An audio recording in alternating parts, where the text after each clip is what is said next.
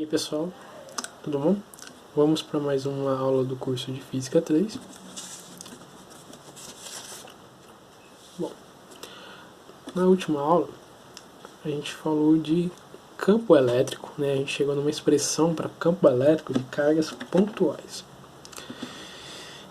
Eu tinha várias cargas, pontualmente eu conhecia os valores delas e as localizações delas, e aí o meu objetivo a partir disso era calcular o campo elétrico resultante, né? Campo elétrico que essas cargas pontuais geravam. Mas, em vários casos, vários problemas assim que a gente vai enfrentar, não existe essa distribuição pontual. Normalmente acaba sendo distribuições contínuas. Por exemplo, eu posso pegar uma esfera e carregar lá ela, colocar uma certa quantidade de carga. Essa carga vai se distribuir em toda a esfera. Dependendo do material, ela vai se distribuir em toda a esfera. E o que acontece? Eu também não vou saber como, às vezes, eu vou saber como essa distribuição acontece. Às vezes ela vai estar um pouco mais concentrada de carga para um lado do que para o outro. Mas enfim, existe uma distribuição em toda essa esfera de carga. Não uniforme, normalmente. Ou uniforme, alguns problemas, mas ser uniforme ou não faz diferença na hora de a gente calcular o campo elétrico. Então pode ser não uniforme. Então imagine que eu pego um volume, vou lá nessa esfera ou qualquer objeto, recorte um certo volume e pego um infinitésimo desse volume, um pedacinho dessa carga, certo? E aí eu quero ver qual que esse infinitésimo gera no ponto B. Vou calcular o campo elétrico gerando nesse ponto B. Mas o seguinte, vamos imaginar que eu sei como calcular discretas, não sei como calcular contínuas ainda, mas eu posso fazer o seguinte pensamento. Eu tenho duas cargas, uma QI, outra QI mais um, muito próximo. Tão próximo, eu faço elas ficarem tão próximas quanto eu queira, de modo que eu tenha uma ideia de que elas sejam contínuas, né? Forma uma coisa contínua ali no espaço, mas elas não são. Eu estou encarando como se fosse cargas pontuais ainda. Aí então eu pego elas e faço limite. Quando eu faço elas tenderem a zero, né? Não as cargas, mas as posições dessas cargas, né?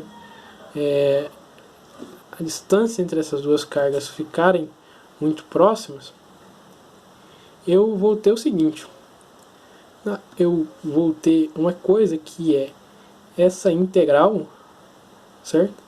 Esse somatório com esse limite de cargas muito próximas virar uma integral, certo?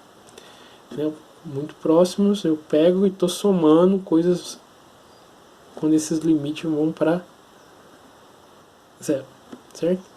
E aí, o que acontece? Eu chego numa expressão para uma expressão mais geral para campo elétrico, que é essa expressão aqui, que é para distribuições de cargas contínuas. Agora estou encarando que essa carga, né, ela seja distribuída de forma contínua. Bom, então temos algumas situações em que pode acontecer isso aqui, que é a linha de carga. Imagine que eu pegue uma linha e coloque carga nela, uma quantidade de carga ali. E ela vai se distribuir de uma certa forma. Então eu vou definir assim como lambda a densidade de carga na posição R'. E aí a carga de Q, né, ela pode ser escrita como lambda, a densidade de carga ali, né? A densidade de uma carga, ela vai se definir sempre como a quantidade de carga dividido pelo lugar onde ela está ocupando, né? Isso é uma ideia de densidade. Então, dq fica lambda de linha. A mesma coisa para as cargas superficiais, no caso sigma, dq igual a sigma dA. Ou para cargas volumétricas, que eu vou chamar de ρ, essa densidade volumétrica, e aí vai ficar dq é igual a ρ de tal, certo? Pego um volume de tal aqui, aqui uma área DA, linha, e aí eu vou obter os diferentes tipos de carga, certo? Lembrando sempre que todos esses, o ρ é função de R', o sigma é função de R'. Por quê? Tem que lembrar disso, porque quando eu for jogar lá na integral, né, eu tenho que calcular, e eu sei que R, esse R cursivo, né, o vetor R cursivo é o vetor R', é o vetor que aponta para a carga, R, o ponto onde eu quero calcular o campo elétrico, menos o vetor que aponta para a carga, certo? Esse aqui é o meu R cursivo. E eu tenho R cursivo aqui, calculando como módulo, né? R ao quadrado. Então, essa integral também depende de qual é a posição da carga na minha distribuição ali, esse ρ, qual que é o ρ em tal ponto, qual é o ρ em tal ponto, qual que é o sigma em tal ponto, qual que é o sigma em tal ponto, qual que é o lambda em tal ponto e qual que é o lambda em outro. Enfim. E aí basta a gente agora pegar esse cara aqui, em cada caso, se eu estiver trabalhando com linha de carga, o meu dq vai ser isso.